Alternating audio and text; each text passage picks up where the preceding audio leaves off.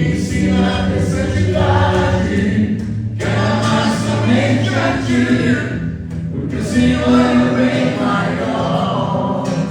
Faz um milagre em mim, entra na minha casa, entra na minha vida, mexe com minha estrutura, sai todas as feridas, me ensina a ter santidade, quero amar somente a Ti, porque o Senhor é o bem maior.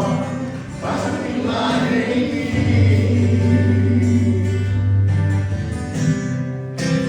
faça um milagre em mim.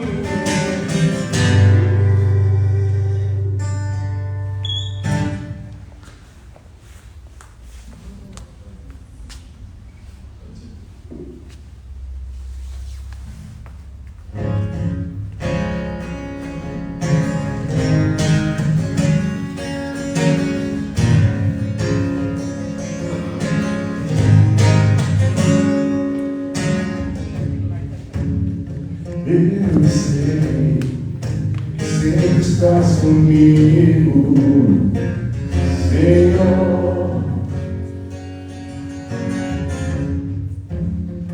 Também sei que nada acontece sem a Sua vontade. Mas preciso aprender a confiar em Ti.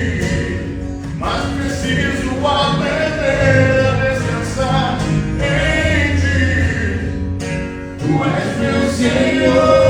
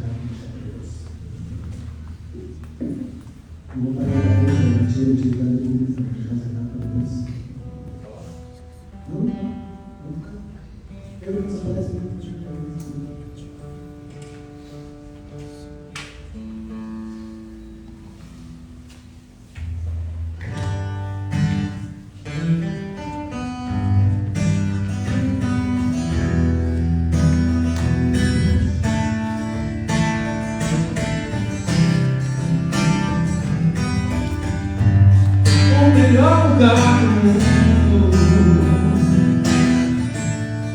é dentro de um abraço, pro mais velho, pro mais novo,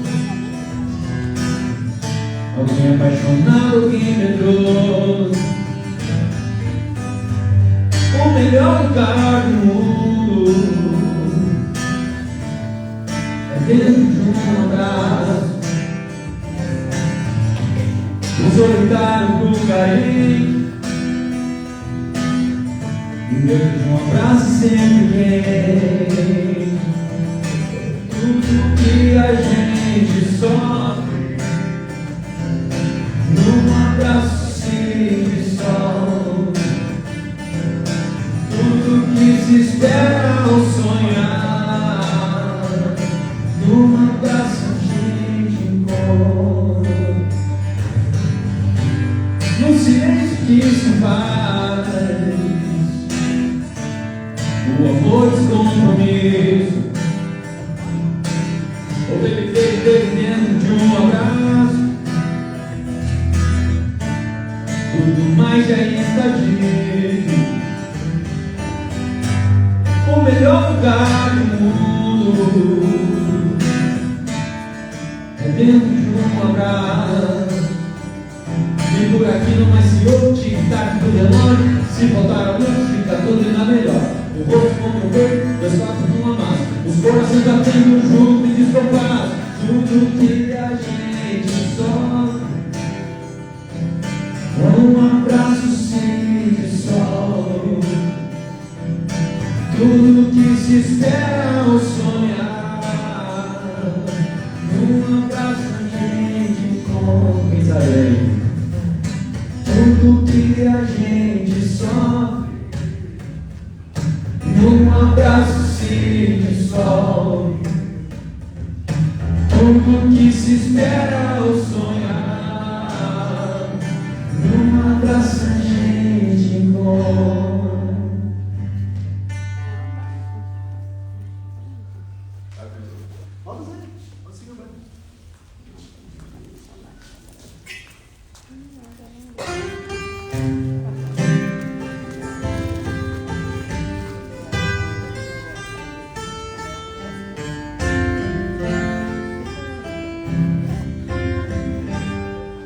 Quando todos os meus medos já não cabem mais em mim, quando o céu está de bronze e parece que é o fim, quando o vento está revolto e o mar não quer se acalmar, quando as horas do relógio se demoram pra passar, muitas vezes não consigo os teus planos compreender, mas prefiro confiar sem entender.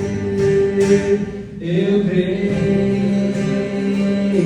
em ti, eu creio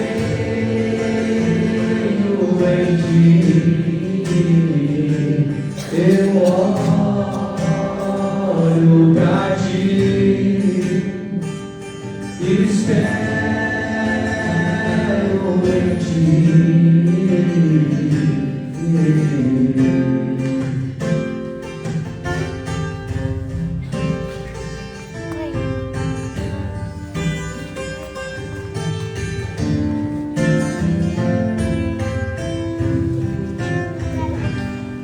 Quando você sente medo, do seu lado eu estou. E é bom que você saiba que eu sinto a sua dor. Nunca, nunca se esqueça que o mar eu posso acalmar, e que eu sei o tempo certo da vitória te entregar. Esse tempo é necessário pra te amadurecer, e depois vem novidade pra você. Eu cuido de ti, eu cuido de ti. Descansa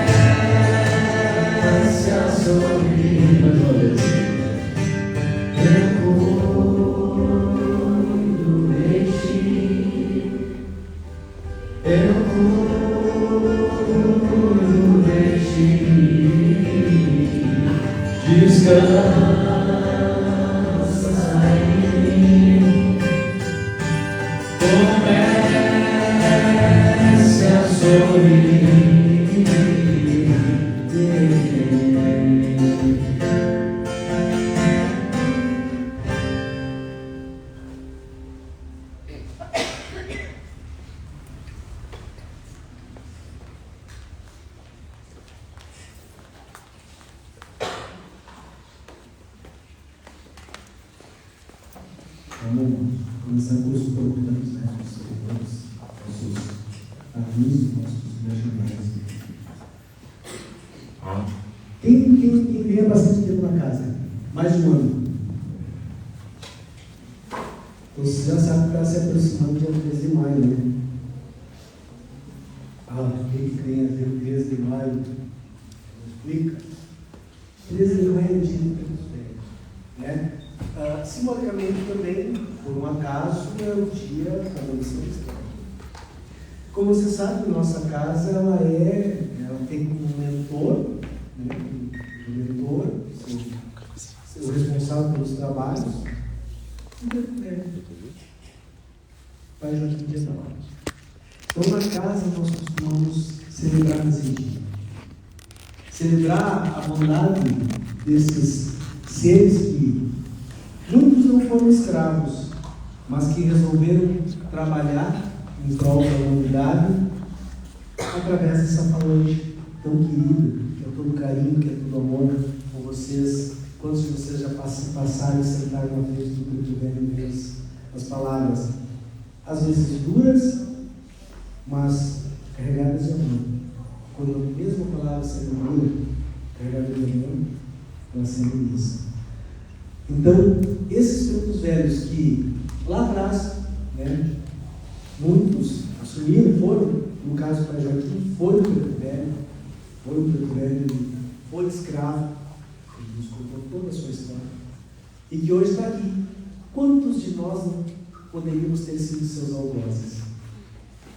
Aqueles que chicotearam, mas ele está aqui, com seu coração aberto, tudo aquilo que a gente necessita para esse trabalho nessa casa.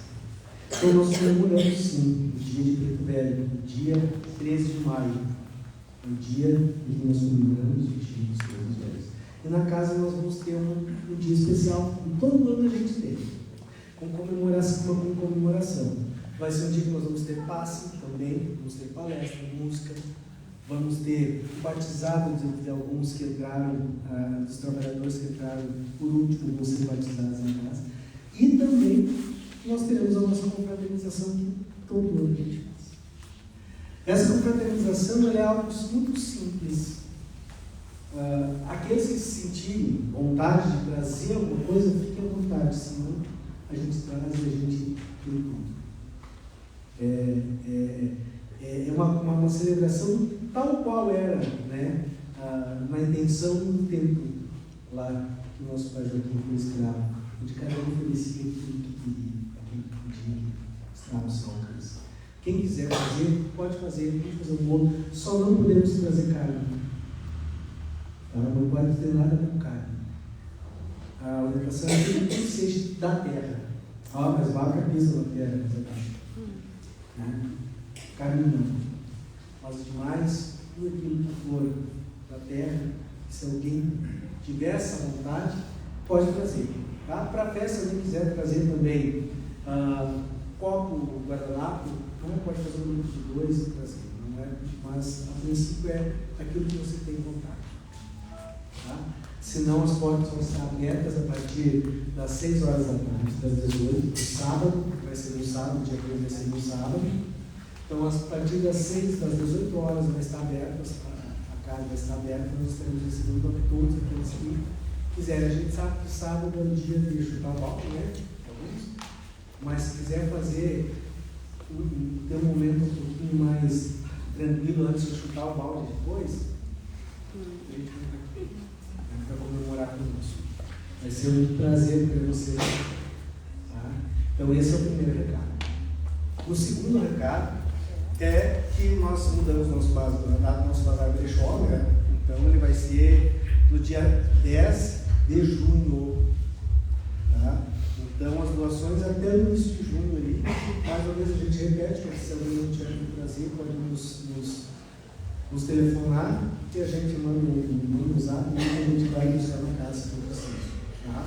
Mas se alguém não quiser fazer as suas doações, fica pensando em chegar, então, tá?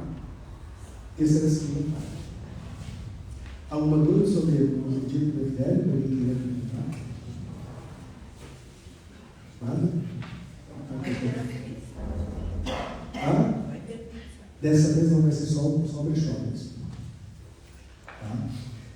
Bom, agora vamos voltar à vaca fria, como a gente diz por aí.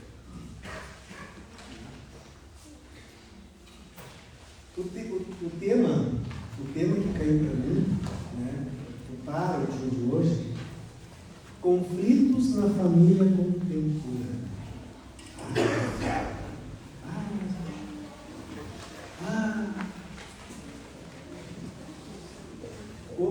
Como eu sou gringo, eu não consigo parar, e já me falaram que eu tenho que falar no microfone, então eu vou fazer assim.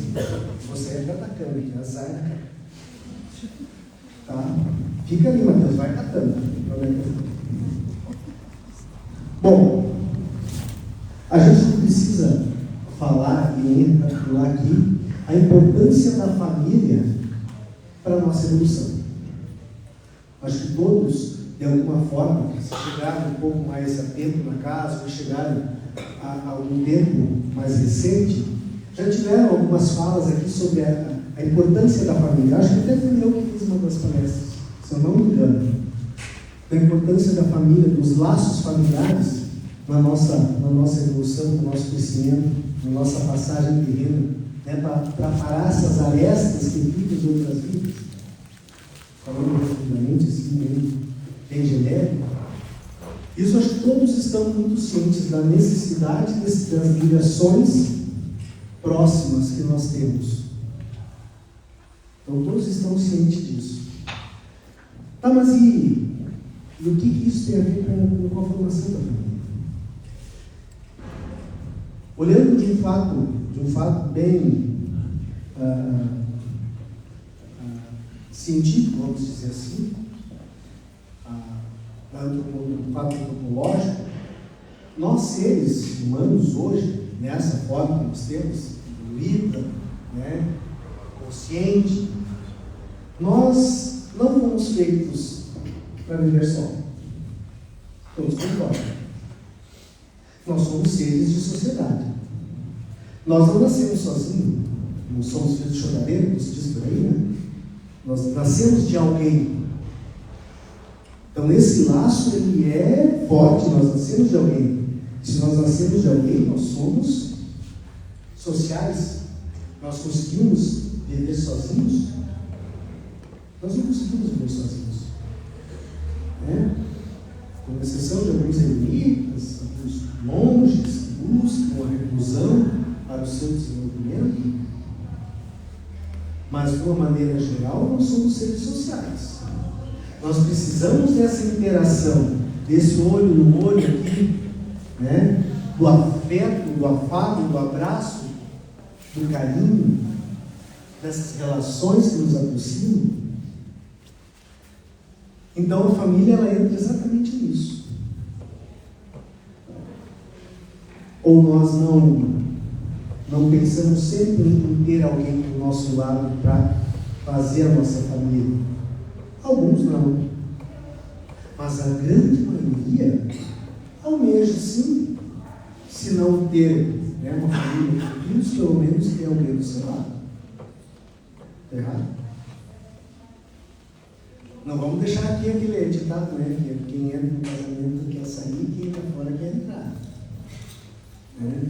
E a gente vai entrar nesse ponto aí do querer sair. Tá? Guardem isso.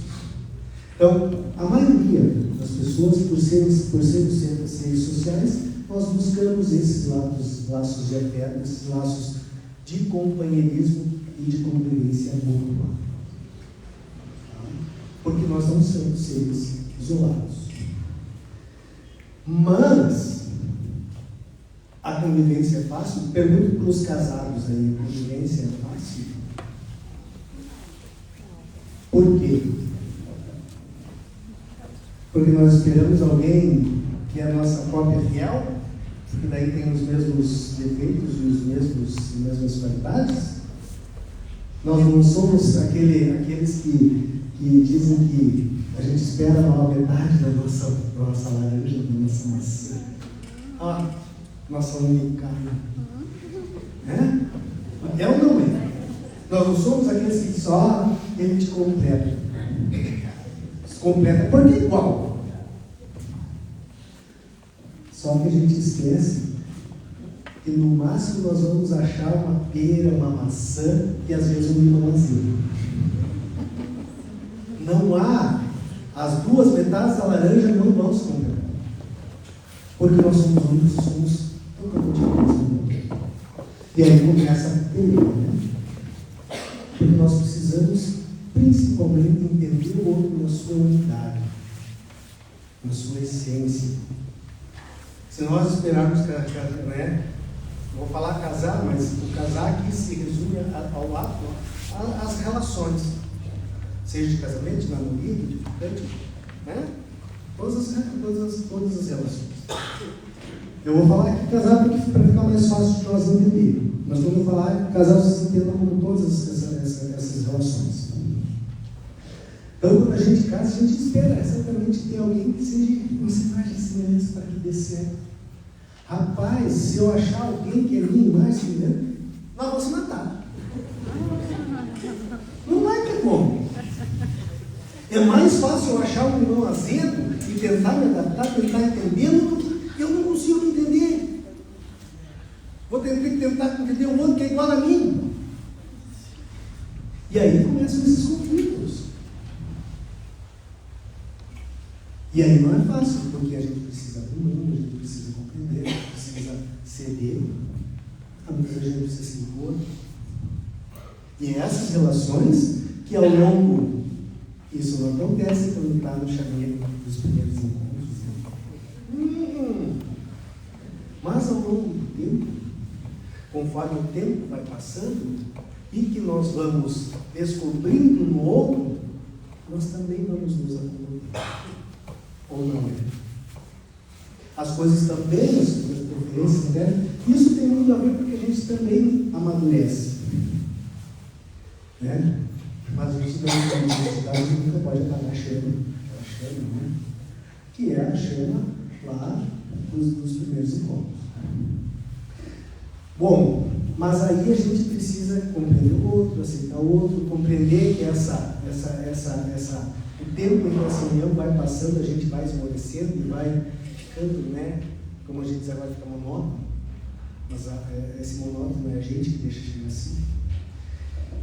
Mas aí, os casais, aqueles que conseguem fazer o seu entendimento, conseguem chegar num período mais duradouro, eles começam a se compreender, começam a chegar num ponto de equilíbrio. E ao chegar nesse ponto de equilíbrio, o que acontece? Alguns decidem ter filhos, outros não. Outros são pegos de surpresa.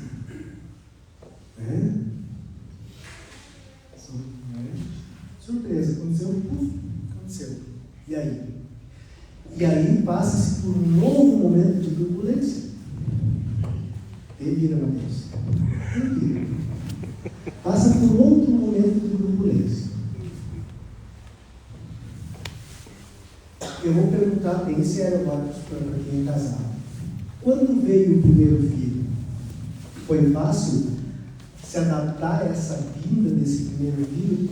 Não pela responsabilidade, mas pela ausência da esposa nesse momento para poder dar a atenção necessária para aquele filho no início? Foi fácil? Não tinha marido. Não, mas aqueles que tinham. Não, tinha, mas não. Tinha, mas não tinha. Mas vamos lá. Isso é um papo, uma interação. Também. Isso é uma interação.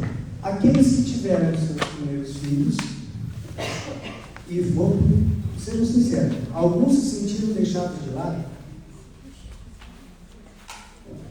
Ninguém vai falar que vai apanhar em casa depois. É compreensível? Tem certeza? Mas isso é um problema recorrente. E pode acontecer com muitos. Ou seja, isso é totalmente compreensível. Né? Nós temos uma vida frágil. Mas ótimo. Beleza. Mas são raras pessoas.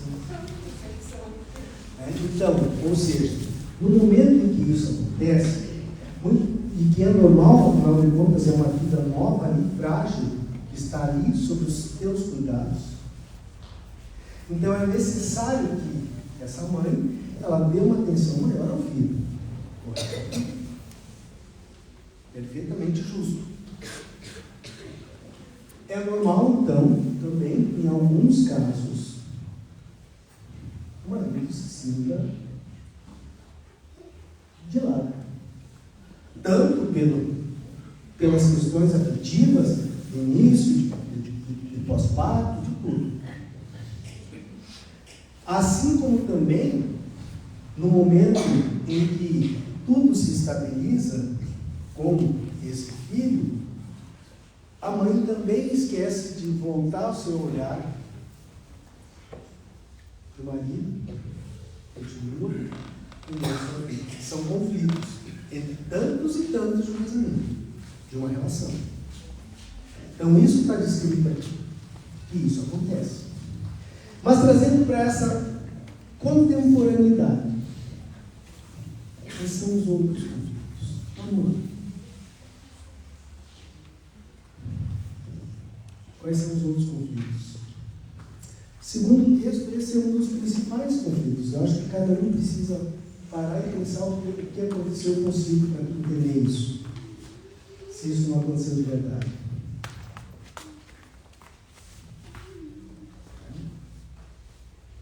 Acontece.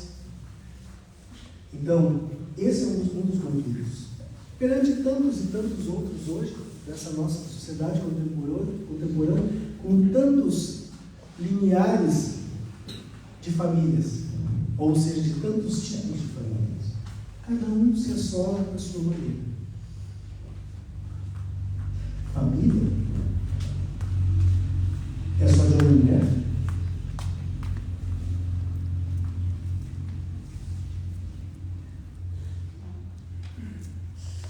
Não. Família é um de amor. Família é um de amor. E a família é um local onde todos escolhem se amar sem nenhum tipo de pressão. E ela não tem a ver com laços de sangue, por exemplo. Nós amamos o gene ou amamos o ser?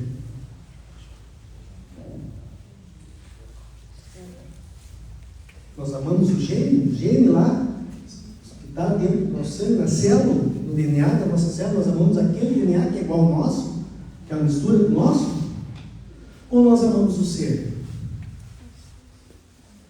Então, família é onde tem amor. É? Partimos daí. E nesse monte de famílias, de tipos de famílias, quais são os outros obstáculos? Eu vou voltar para a família, eu odeio essa palavra de família tradicional, mas eu vou utilizar.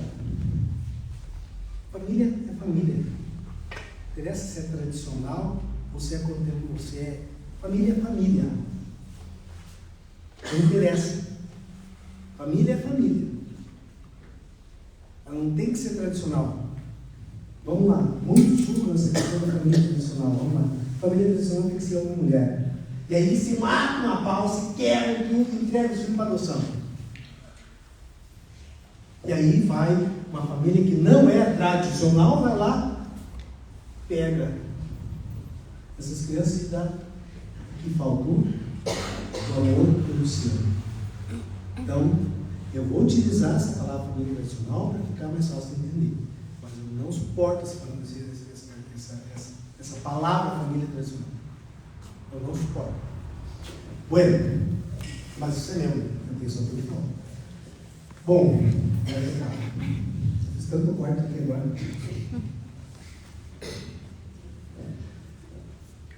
No momento em que essa família tradicional se estabiliza pela vinda dos filhos, tem um outro momento mais complicado. Achei tudo da minha área. Tem um outro momento que é mais complicado. E que requer dessa união. Pense que eu estou falando dessa família tradicional, mas como uma projeção para as outras famílias também. Ok? No momento em que essa família ela atinge normalmente, voltou tudo ao normal, né? E aí, o que vem para bagunçar tudo?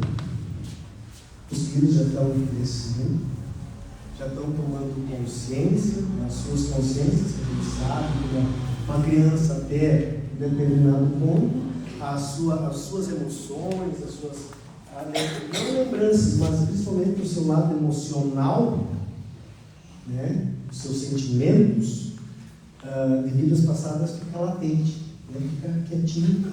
Por quê? Porque até ali ele absorve tudo aquilo que aquela família que ele está inserido naquele momento da sua encarnação tem para oferecer e dar como exemplo.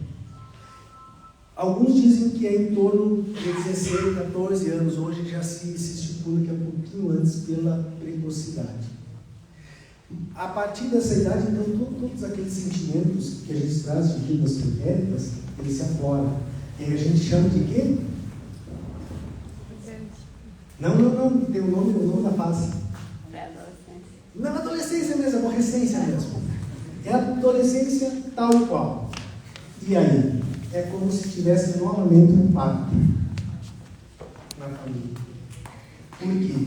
Porque todos aqueles sentimentos, aqueles que vêm novamente naquele filho, se revoltam. E aí, às vezes, vira tudo de uma vez. E aí, novamente, é necessário fazer toda essa compreensão enquanto família, vou falar aqui, para ficar fácil, marido e mulher, nós não entendemos, né? Marido e mulher, para buscar esse equilíbrio de novo. É ou não é? Ou foi fácil para cada um de vocês aí passar pela adolescência dos filhos? Não é, né? Ninguém passa fácil. Às vezes vira tudo, às vezes não, mas às vezes vira tudo. Por quê? Exatamente porque essas emoções, nossa glândula pineal lá, começa a fazer toda a sua química louca, né, e liberar no corpo. Imagine um corpo de total transformação e, ao mesmo tempo, essas emoções vindo à tona dessas nossas vidas pretéritas. Não é fácil ter para criança, mas imagine para os pais que estão ali como guias. Então, esses são alguns desafios. Mas aí a gente vai trazer mais algumas coisas. Qual é o maior medo dos pais hoje? Isso.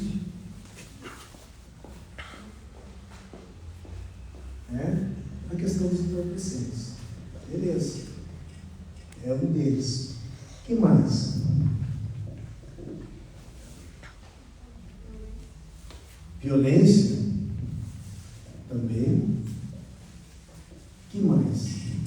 São os desafios da vida moderna. Tudo que vocês estão falando aqui vai culminar com uma coisa.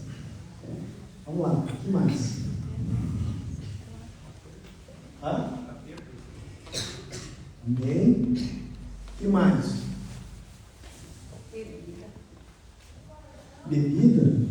Também. Sério. Também.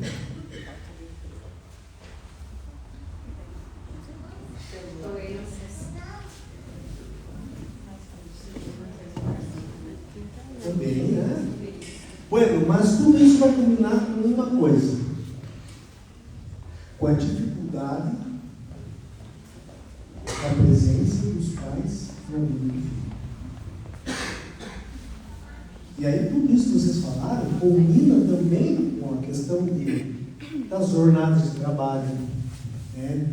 Do fato de tanto o pai quanto a mãe precisarem se ausentar e muitas vezes nossos filhos ficarem sob cuidado de uma mamá ou na creche, e essa ausência ela se faz, olha a palavra, essa ausência se faz presente na vida do filho. Compreenderam? Ela se faz presente na vida. Então esse talvez seja o grande desafio hoje dessa sociedade contemporânea. Dar ao filho a real atenção que ele merece. E a gente não vai discutir aqui o mérito da necessidade dessa ausência. Não vamos discutir isso. Mas nós não podemos deixar de discutir a ausência. Nós não podemos dizer que ela não ocorra. E que às vezes a gente chega tão cansado, eu falo a gente, mas eu não tenho filho, tá? Então, para me apontar coisa, eu quer falar sem ter filho, boca aberta. Criei tudo meu sobrinho. Graças a Deus, então eu criei, né? Ajudei a criar. Então, eu sei um pouco daquilo que eu falo. Bueno, se nós não podemos, e não é a questão da ausência, nós não vamos ter o mérito de não poder. Mas nós não podemos deixar de falar de algo porque a gente pode justificar. E aí tem um ditado que diz: explica, mas não justifica, né? Explica, mas não justifica. Porque ele explica a questão da necessidade de ausência, mas justifica. Ou será que nós trabalhamos tanto que não conseguimos tirar 30 minutos para nos filhos? Será que é mais fácil nós chegar em casa, daí fazer assim: oi pai, tudo bem? Como é que você está? Aí a gente tira, vai lá no quarto, vai que você vai lá no quarto. Acontece ou não acontece? Então isso também são conflitos dessa vida contemporânea. Todas aquelas informações foram escritas lá. Muitas dessas situações são do livro dos Espíritos. Né? Esses livros são livros espíritos, essa questão de como eu conduzi o início aqui, né? Falando de homem, mulher, uma família tradicional. Mas os conflitos, eles também se modernizam conforme a sociedade se moderniza. Por isso elas não são conflitos contemporâneos. Quem é que se sente seguro em deixar seu filho sair hoje? Mas aí eu pergunto, quantos programas vocês tentam fazer junto com os filhos?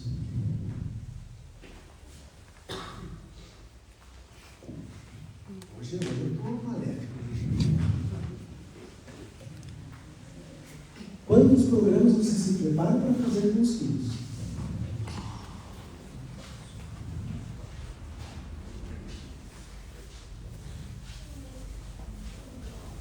Nós estamos aqui, e aí eu vou ser um pouco mais tradicional. Nós estamos aqui, buscando o nosso desenvolvimento. Vocês já pensaram que na hora que vocês tiverem os filhos, para que caminho vocês vão levar?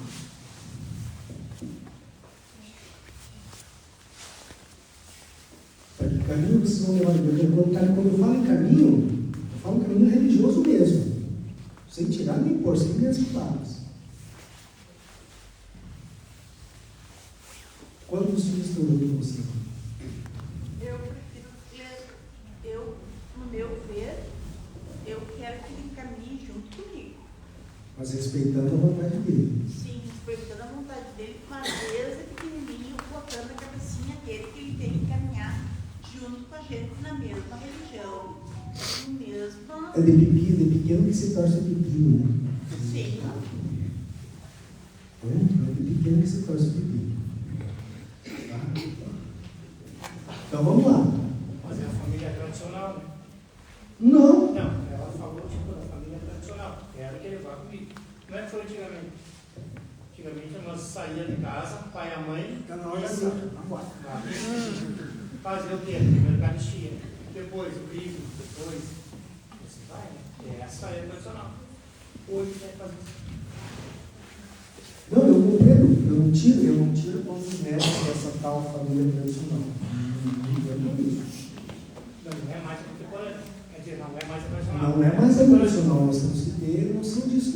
Nós devemos orientar o filho a seguir aquilo que a gente quer, mas respeitando a vontade dele. Podemos estar aqui, mas se o nosso filho quiser ir para uma evangélica, uma protestante, uma luterana, uma católica, o caminho não interessa. O ponto final é o mesmo. Então, mas o que eu quero dizer é que ele também é um desafio. E esse desafio passa pelo pai e pela mãe. É muito mais fácil. Quem é a professora aí? Vamos lá. Quem é a professora? Aí, mas tá pouco. Não, tem que salário. Mas quem é que mais aí é professor ou alguma coisa assim? Seja dos anos iniciais ou de universidade. Ah, demorou, mas daí mas foi, então tomou coragem. Pois é, gente. É fácil ter essas crianças em sala de aula hoje. Por quê? Porque é mais fácil transferir a educação para uma sala de aula do que em casa, né? A maioria de nós sempre achou que a escola educa. A escola educa? A escola ensina. A educação a gente traz de berço, a gente traz de casa, responsabilidade dos pais. E esse é outro conflito. Lembra que ali, logo ali atrás eu falei que a gente foge disso? Então isso é um outro conflito dessa sociedade, dessa família contemporânea, que tem nuances e nuances de informações e passa por conflitos diferentes e uma formação da outra.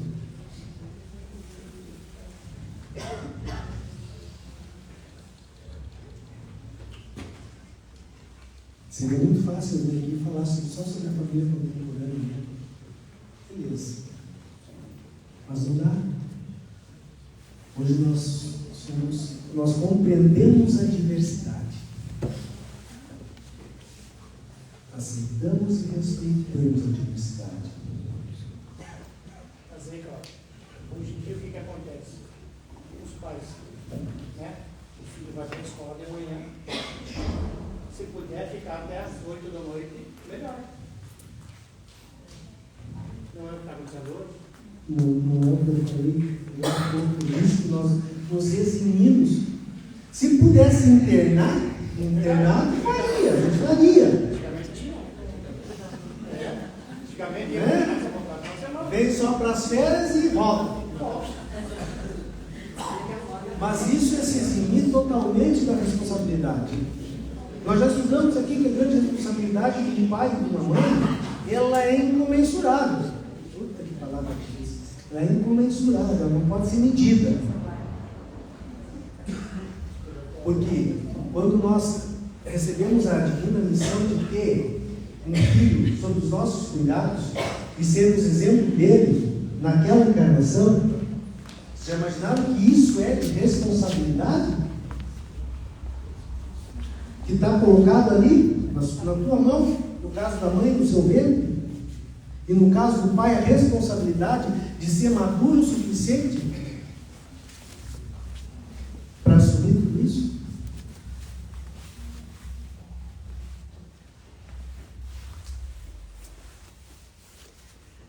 Essa eu sei que bateu lá no fundo, né? Mas essa é a responsabilidade de quem é pai e quem é mãe. Mas, Cláudia, eu vou dizer brincadeira. 20 anos em sala de aula. Os pais hoje em dia não estão preparados para serem pais. Simplesmente é ter um filho e largar o mundo e filho. E é bem complicado. Como eu sou muito despocado, a maioria hoje é tudo do opa. Entendeu? Tudo do opa. E aí isso é uma consequência tamanha. Com tantos métodos contraceptivos, tudo a gente precisa ter essa responsabilidade. E não dá mais para gerar filhos do outro. Não dá mais para gerar filhos do outro. Então, sim, a responsabilidade que nós temos, ela é imensa. Lá na tua sala de aula, tu vai ensinar português, matemática e, eventualmente, tu vai fazer algumas correções que aquela criança necessitar. Mas a responsabilidade é a educação. Exatamente pelo burilamento, né? Que é o aparar dessas nossas ainda imperfeições, ela ocorre em casa. E ela ocorre, por exemplo. Por isso que é tão importante ver vocês aqui. Porque eu sei que esse burilamento ele começa pela consciência que vocês vão ganhando aqui. Ou seja, esse burilamento, esse polir daquele espírito que está ao nosso cuidado, ele começa pelos exemplos que nós damos. E no momento que nós estamos aqui, buscamos nossa reforma íntima, buscamos nosso autoconhecimento, a nossa melhora constante, eu tenho certeza que os exemplos eles vão se refletir lá. Falar, até papagaio fala. Essa caixa aqui está falando. Como está? Agora o exemplo ele vai dar direção. Ele vai acontecer pelo espancamento? Não. Ele vai acontecer pela demonstração. Adianta bater? Adianta espancar? Não adianta nada. Ele vai acontecer pelo respeito. Respeito principalmente as ações que a gente enxerga.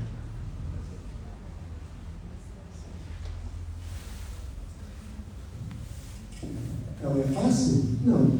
Então são esses os conflitos que nós passamos enquanto família hoje. E é só uma pincelada. Nós poderíamos ficar aqui falando até amanhã de manhã. Porque eu sei que cada um tem um exemplo, cada um tem uma história, cada um tem um fato a ser relatado. Mas o que a gente não pode ignorar é a nossa responsabilidade, enquanto, como diz o Pai Joaquim, geradores.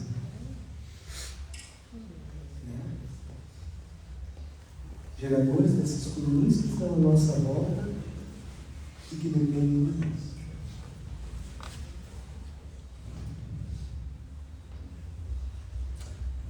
O que mais? Vamos lá. Trabalhei um tempo com a receita prática. E um exemplo aí. E pode ter medo de dizer não para os filhos. Muito. O limite se perdeu. Claro que falta, no caso de suspeitas, que eu fiz que não sei se eu exemplo em casa. Mas muito forte, esse dizer não é. Eu vou te fazer uma pergunta agora, para ver se tu me responde. Quando a gente diz não, o que cai sobre nós? Quando a gente diz não, cai sobre nós a responsabilidade. A responsabilidade de se colocar primeiramente como pai ou como mãe. E cabe essa responsabilidade também ao se colocar, dedicar o caminho certo. E às vezes nem a gente sabe. Então, quando a gente diz não, a gente está trazendo para nós. E às vezes a gente não está pronto para assumir essa responsabilidade. Então é muito mais fácil a gente pensar muito bem antes de sermos pais, de sermos bebês. Porque depois que veio, não dá para botar de volta, né? Tem como? Quem pariu, bateu, que vale, né? Nesse caso do dizer não, muitos irão discordar de mim, mas percebo como é fácil dizer sim, porque você se livra. Mas quando você diz não, esse não vem carregado de quê? Muitas vezes de ensinamento, aprendizado e principalmente, como foi dito, responsabilidades.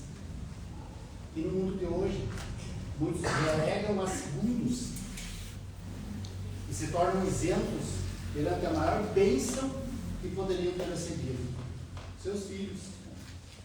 E um dos maiores medos hoje de pais e mães, pode me corrigir, é o medo de que esse filho sente, converse, que a sua conclusão é que ele tem razão.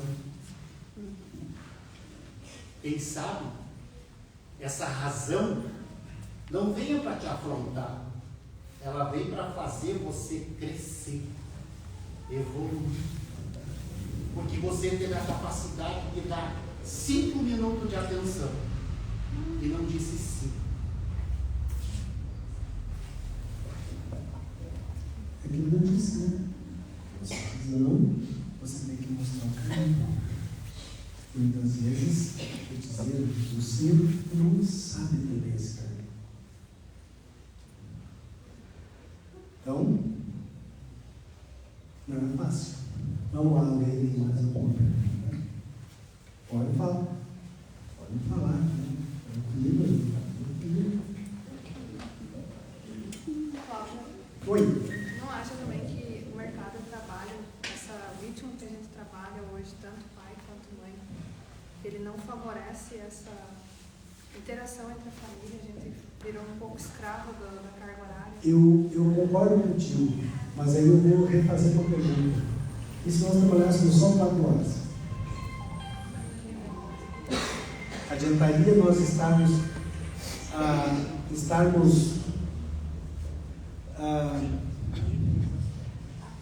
ali, mas não estarmos presentes?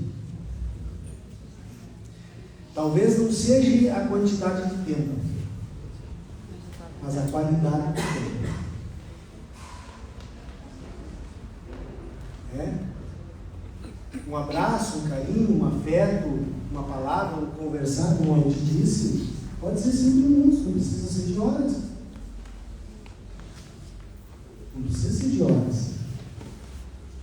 Mas lembre do exemplo que eu dei. A gente chega em casa cansado, compreensivo, cansado de horas e horas de jornada de trabalho, muitas vezes exaustivo. Mas quando chega e vê um olhar, vê um sorriso, e vê um pai, mãe, não me enche o saco, piá. Pega o celular e vai pro quarto. Vai brincar. Cara, ele quer brincar contigo, ele não quer brincar com o carrinho, não quer brincar com o celular, quer brincar contigo. Se for só 5 minutos, perfeito, que esteja aqui para ele 5 minutos. E aí não adiantaria, para isso que eu te perguntei, não adiantaria nós reduzir a carga horária de trabalho para 4 horas, se mesmo assim nas outras 4 nós não vamos estar presentes. Nós não vamos estar ali. É só um corpo físico que vai estar ali para ele ver. Ele sentir que tem mais alguém na sala. Quando ele falar pai, mãe, a primeira coisa que ele faz é cala a boca. Me deixa olhar o rio aqui, me deixa olhar a TV, quieto.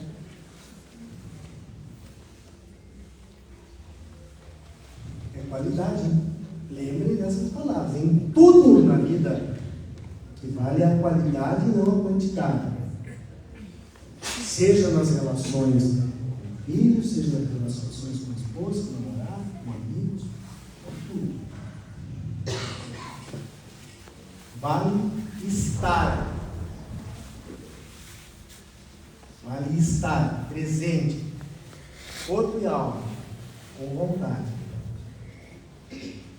Aí, 1 minuto. E aí você aplica a teoria da relatividade do tempo. Às vezes nós podemos estar 4 horas com um filho, com um amigo, com alguém, e isso se parecer ter passado 30 anos, que a gente não quer também. Assim como quando a gente quer, a gente passa um dia inteiro e parece que passou 1 hora. Porque não nos causa prazer, nos causa nos sentidos completos. Eu sempre brinco assim, fale da relatividade do tempo em 2 sentidos. Que aí você vai entender quão importante é um segundo de quem está dentro do banheiro e quem está de fora querendo entrar. É o melhor exemplo da relatividade do tempo. Tá? Óbvio que eu não ia deixar passar uma piada, né? Pega alguém que está com a dor de barriga e tem alguém dentro do banheiro, para ver quanto tempo demora para cada um. Mas a gente pode utilizar um outro exemplo também. Pegue 1 minuto de tortura e 1 minuto de beijo naquilo que você ama. Aquele minuto de tortura parece anos, enquanto o beijo parece um restaurante de Deus. Sinceramente, vamos só respeitar. A questão de pedir não também é um exemplo hoje, também é criação. A minha mãe me bateu só 3 vezes, essa foi a tentativa de homicídio, né? E ela me bateu mais. Mas assim, eu até com meus irmãos, hoje eu vejo a criação dos filhos deles, né? Também de filho de uma forma diferente também. E eles também têm esse medo de dizer não, né, muitas vezes, e daí fala, minha irmã mesmo fala assim, pai, eu não quero que ela sofra o que eu passei. É óbvio que ele não quer que o filho nosso passou, e deixa passar muitas coisas, às vezes. Então aquela questão de dizer não, está ensinando, como o Florence diz, está ensinando também, às vezes é dói para nós, está dizendo não para eles, né? Não pode, não é assim, e a gente às vezes não quer sentir que ele sinta aquela dor que a gente sentiu. Então, como minha mãe também falava para ficar só pela mãe, né, a gente ouvia não, era sagrado. Então, hoje, para nós dizer não para o filho é bem mais difícil, né? Tipo assim, não quase concordando, né? Eu vou dizer uma coisa que talvez alguns possam discutir na vida. Tem uma vertente que diz que pai é amigo. Pai é amigo, sim, pelo desenvolver da relação. Pai e mãe é pai e mãe. Ponto. Como diz o italiano, ponto e basta. É pai e mãe. Pai e mãe. Você precisa dizer não, mas não. Você precisa dizer sim. Eu esqueci que eu queria falar disso. Que os pais batiam, eles batiam mesmo com vontade nos filhos, mas os filhos obedeciam os professores, os filhos respeitavam os outros. Mas eu vou te dizer que eu não tomei um tapa, do pai nem da mãe. E eu, até hoje, para falar com o meu pai, eu sou cheio de dedos, eu nunca apanhei. E ele nunca levantou a voz para mim. Mas, não, e o pai é meu pai, a mãe nunca bateu nenhum dos filhos. E nós somos em 9 capeta, o diabo. Você é meio doce, mas não apanhava de... E eles nunca bateram. Não teve aquela questão de aprender a valorizar os dedos, né? Eu agora faço parte de um grupo privilegiado de idosos. Eu não posso falar de Deus, meus 60 anos, eu vou falar agora. Muitas vezes nós falamos que nossos filhos são cheios de milindres. É errado. Quem se acha cheio de milindres somos nós. Porque nós vemos de uma geração onde o pai e a mãe olhavam, não precisava bater, olhavam e você já sabia o acontecimento da próxima página. E quando nós dizemos que nem o senhor falou, que nós não queremos magoar, dizer que não, Nós estamos relegando a um segundo plano a educação desse ser. E nós, na minha geração que eu estou falando, somos tão afrontados por uma geração que não sabia de nada, que exigia extremo respeito, tá certo? E de uma nova geração que sabe de tudo num toque de dedo. E que pode nos trazer inúmeros conhecimentos se nós estivermos abertos a esse aprendizado. Mas isso não significa que não possamos dizer não. Eu vou citar uma coisa para o Cláudio agora, que é uma brincadeira. Hoje, muitos homens têm 2 horas, 3 horas, 4 horas, 5 horas para ficar pescando. Mas não tem 20 minutos para levar a esposa no shopping. Tem 5, 6, 7 horas para ficar no cabeleireiro, senhora. Não tem shopping. Mas não tem 10 minutos para conversar com a sua filha que está com um problema. Então, o nosso grande dilema na minha geração é esse: é confrontar alguém que não sabia de nada com alguém que sabe muito e nós nos situarmos para que esse não seja repleto de ensinamento.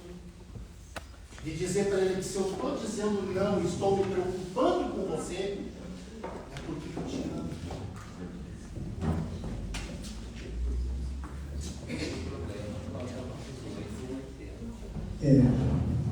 Você sentia muita disciplina, não sentia amor. E nem respeito. Tinha esse medo. Não respeito. Tem falta de disciplina, né? Do excesso de amor.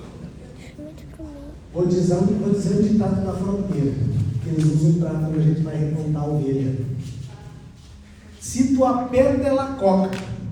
Se tu solta, ela ganha o campo. Entenderam a diferença? Se tu aperta, ela empaca, ela coca. Ela fica parada e não vai para frente e vai para trás, não dá nenhum. E se tu abrir as rédeas, ela ganha o campo e tu não pega mais. Isso significa que a gente tem que tocar a ovelha com equilíbrio. Grita.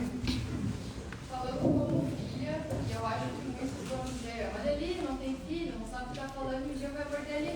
Se acontecer, tudo bem. Tamo junto, né?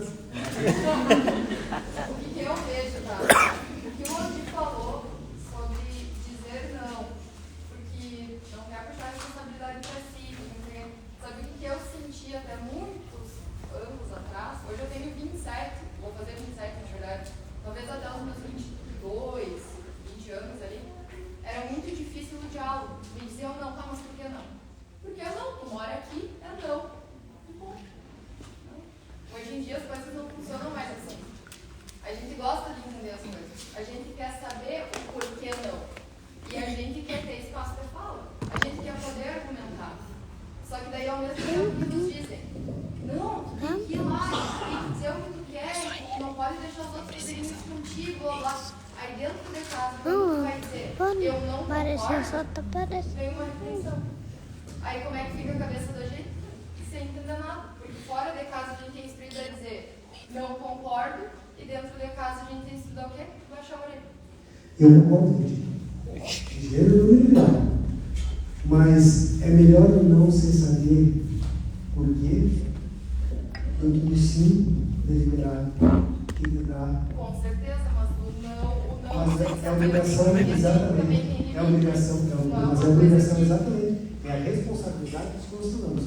No momento em que tu diz não, a responsabilidade cai de braço para contigo de dizer o porquê que é o caminho. Não, tu não vai fazer isso por isso. Aí é aquela coisa. Eu estou dizendo não, se você compreender, não vai compreender nessa frente. Esse é o ônus de ser pai e não amigo. Se você vai compreender lá para frente, eu estou dizendo não. Se aquele filho vai compreender isso lá na frente ou não, é o ônus de ser pai. Aí depois as psicólogas que...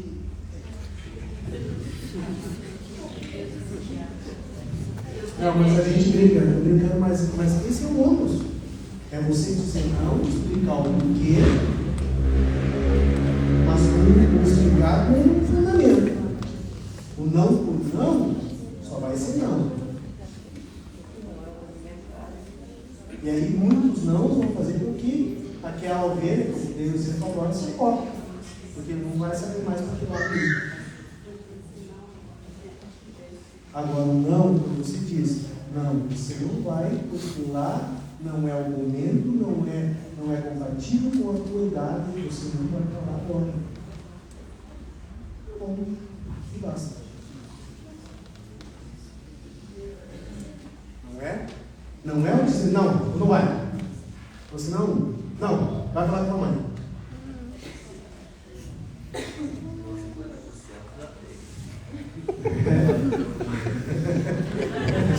Mas é isso. Então recai sobre nós a responsabilidade. Por isso que eu disse, se nós soubéssemos a responsabilidade que está sobre os ombros no momento que se torna pai e mãe, nós não iríamos nem o joelho, tão pesado que essa é a responsabilidade. Na verdade, a gente sempre sabe como educar o filho do outro. Do outro. Isso é o outro. O problema é nosso porque não existe receita, né? Então, ser pai não tem receita. E a gente só tem um modelo que é os nossos pais. E os nossos pais também foram muito falhos. Então, a gente toma aquilo como referência e tenta fazer. Alguns conseguem fazer muito melhores e alguns conseguem fazer até piores do que os nossos próprios pais. Essa é a lógica da coisa.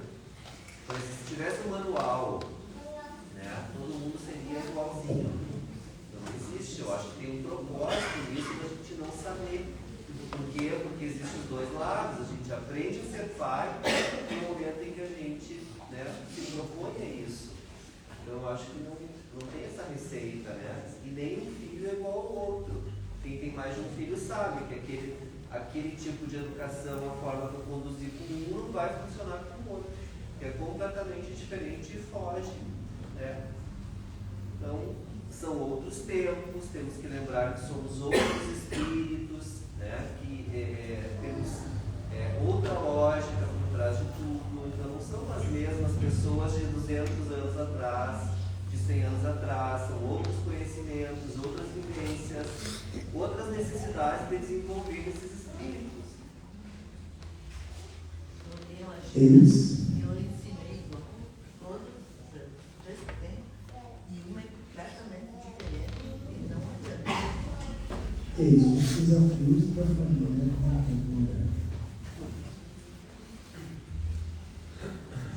Mais alguma pergunta? Mais alguma colocação? Só para finalizar, acho que também tem muitos conflitos que começam a acontecer quando os pais projetam muito nos filhos o que eles querem para si. Então, esses nãos que ela comentou ali, eu vejo muito isso.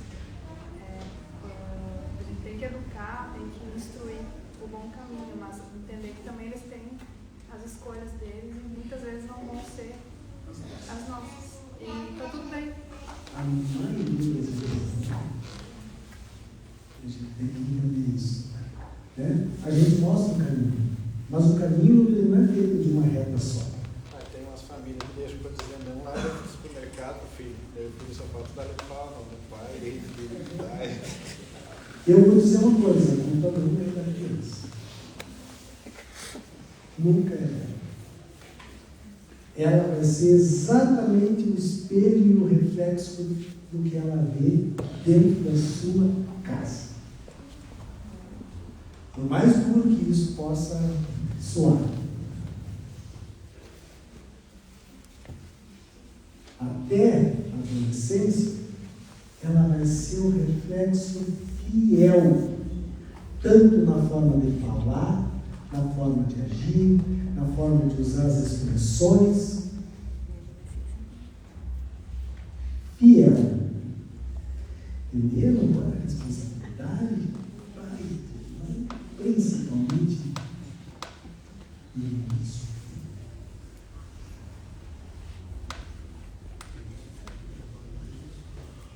E vai ter uns planos que eu vou pensar em você, pai, nem mais. Mas é isso aí, gente. Tá? Mais nada?